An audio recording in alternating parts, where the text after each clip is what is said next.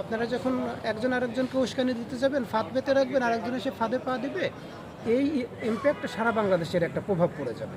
তাতে কী হবে, নির্বাচনের পরিবেশ, নির্বাচনী ভারসাম্য রক্ষা করা যাবে না।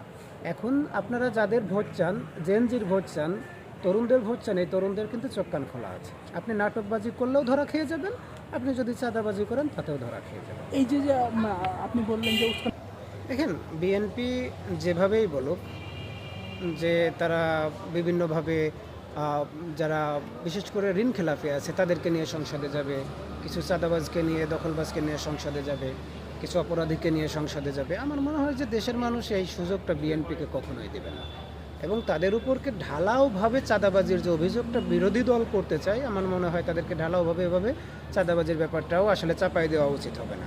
বিএনপি যথেষ্ট সতর্ক আছে যার যার জায়গা থেকে। আমার মনে হয় যে একটু সতর্ক থাকলে আগামীর নির্বাচনে, আগামীর সংসদে হাদি ভাই যে ইনসাফের বাংলাদেশটা চাইতো, আমার মনে হয় যে সবাই চেষ্টা করলে আসলে 20% থেকে 30% ভালো মানুষকে সংসদে নেওয়া সম্ভব। একবারে তো আর সব কিছু ঠিক করে ফেলা সম্ভব না।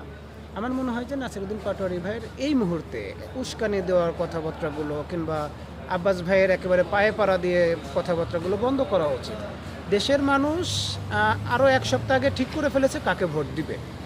এখন ভোট চাওয়ার আসলে কিছু নাই, এখন আসলে ভোটের মাঠ গরম করার কিছু নাই। মানুষ তার সিদ্ধান্ত নিয়ে ফেলেছে, কাকে ভোট দিবে কাকে ভোট দিবে না সে সিদ্ধান্ত মানুষ নিয়ে ফেলেছে। এখন আমার মনে হয় যে ভোটের মাঠটা শান্ত রাখার জন্য সবারই চেষ্টা করা উচিত। এটা সবাইকেই দায়িত্ব নিয়ে, দায়িত্বশীলতার জায়গা থেকে, রাজনৈতিক শিষ্টাচারের ভিতর থেকে কথা বলা উচিত।